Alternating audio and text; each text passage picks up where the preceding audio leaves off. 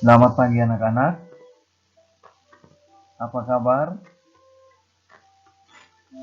Tentunya Bapak berharap kita semua dalam keadaan baik dan sehat-sehat saja di rumahnya. Nah, pada pertemuan kita hari ini, kita akan belajar melalui video pembelajaran. Untuk materinya, kita akan belajar tentang interaksi antar negara-negara ASEAN. Sebelum kita masuk ke materi, nah, apa sih itu interaksi? Oke, tentunya pasti semuanya sudah paham ya apa itu interaksi. Interaksi itu sendiri yaitu hubungan timbal balik antara individu dengan individu, individu dengan kelompok, kelompok dengan kelompok. Nah, kira-kira seperti itu ya, yang merupakan tujuan dan ingin mencapai tujuan tertentu. Itu merupakan sebuah interaksi ya. Oke, kita langsung ke materi kita.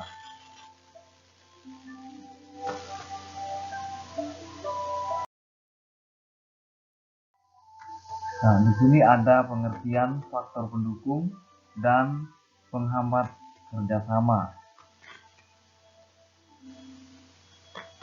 Oke, tentunya pasti kalian sudah tahu ya mengenai kegiatan semacam SEA Games yang diadakan setiap 2 tahun sekali. Nah, di SEA Games ini tentunya yang diperkenalkan mungkin bukan hanya budaya tapi semacam baik kegiatan di dalam negara itu sendiri dan perekonomian di dalam negara itu sendiri. Hubungan antara negara ASEAN semakin diperlukan seiring dengan munculnya berbagai macam kebutuhan yang berbeda-beda dari tiap-tiap negara anggota. Misalnya ada kebutuhan sosial, kebutuhan politik, kebutuhan ekonomi, maupun kebutuhan di bidang lain. Untuk kerjasama adalah menjalin hubungan antara dua negara atau bahkan lebih demi mencapai suatu kesepakatan. Itu ya, itu adalah kerjasama. Nah, di sini terdapat beberapa faktor pendorong dan penghambat dalam kerjasama. Yang pertama, faktor pendorong. Nah, faktor pendorong di sini setidaknya ada dua. Ada dua faktor pendorong terbentuknya kerjasama, yaitu yang didasari kesamaan ataupun perbedaan potensi alam yang dimiliki oleh suatu negara, sehingga terjadilah faktor untuk bekerja sama, ya, faktor pendorongnya untuk bekerja sama. Nah, yang pertama ada kesamaan dan perbedaan sumber daya alam. Yang kedua, kesamaan dan perbedaan wilayah atau kondisi geografis. Nah, yang pertama, kesamaan dan perbedaan sumber daya alam. Kesamaan sumber daya alam antara beberapa negara dapat mendorong terbentuknya kerjasama antar negara. Sebagai contohnya, beberapa negara penghasil minyak bumi membentuk suatu kerjasama yang diberi nama OPEC atau Organization of Petroleum Exporting Countries. Nah, perbedaan sumber daya pangan di setiap negara ASEAN juga melahirkan kerjasama. Misalnya Indonesia mengekspor hasil pertanian ke Singapura, dan Indonesia juga mengimpor beras dari Malaysia dan Thailand untuk memenuhi kebutuhan sehari-harinya di dalam negaranya sendiri.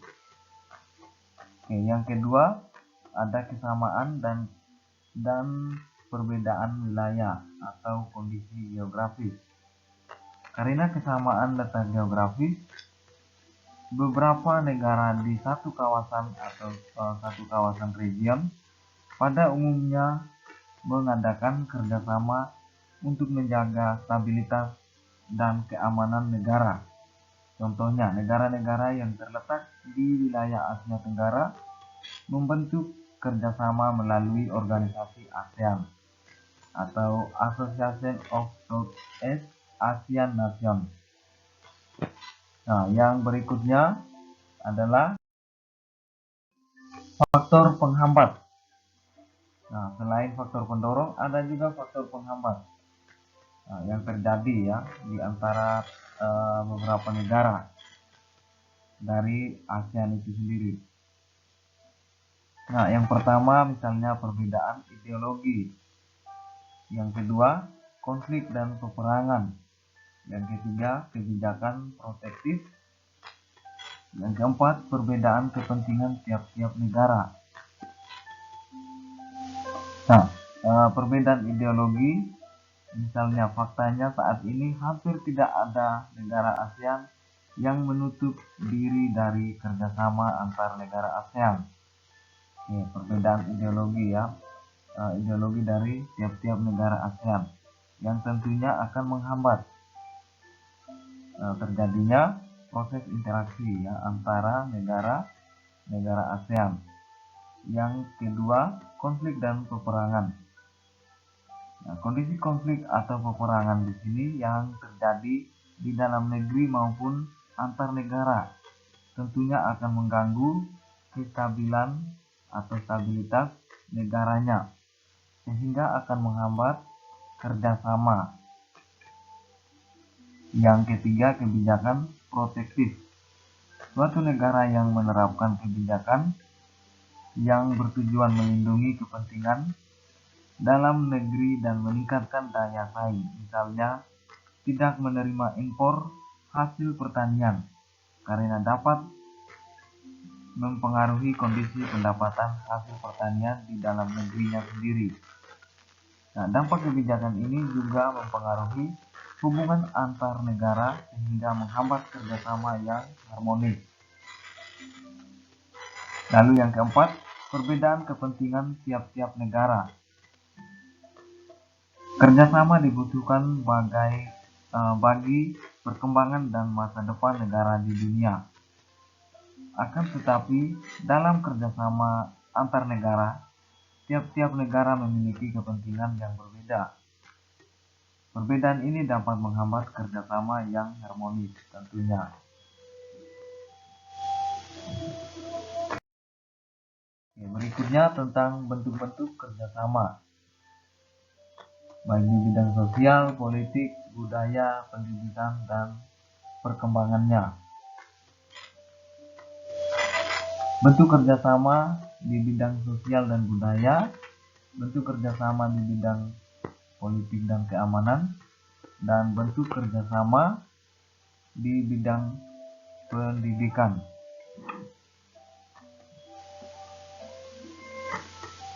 Nah, untuk bentuk kerjasama di bidang sosial dan budaya, kerjasama antar negara-negara anggota ASEAN dalam bidang sosial dilakukan agar terciptanya kerukunan dan kemajuan bersama. Nah, setiap negara-negara anggota ASEAN diminta berperan aktif dan ikut serta dalam upaya kerjasama guna untuk mendukung kesejahteraan negaranya sendiri. Nah, ada beberapa bentuk kerjasama di bidang sosial negara-negara anggota ASEAN. Yang pertama adalah bidang pembangunan sosial dan penekanan kesejahteraan golongan pendapatan rendah, perluasan kesempatan kerja, serta pembayaran upah yang wajar. Yang kedua, membantu kepada kaum wanita dan pemuda dalam usaha-usaha pembangunan. Yang ketiga, menanggulangi masalah-masalah perkembangan penduduk dengan bekerja sama dengan badan-badan internasional yang bersangkutan. Yang keempat, pengembangan sumber daya manusia. Yang kelima, peningkatan kesejahteraan.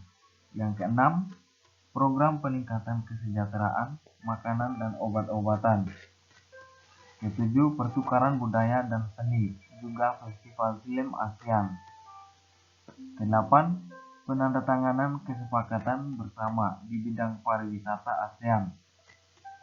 Yang kesembilan, penyelenggaraan pesta olahraga 2 tahun sekali melalui SEA Games. Nah, itu merupakan kerjasama di bidang sosial dan budaya. Nah, berikutnya bentuk kerjasama di bidang politik dan keamanan. Kerjasama di bidang politik ini ditunjukkan untuk menciptakan keamanan, stabilitas, dan perdamaian antar negara di kawasan ASEAN. Nah, ada beberapa contoh nyata kerjasama politik dan keamanan. Misal yang pertama, Traktat Bantuan Hukum Timbal Balik di bidang pidana.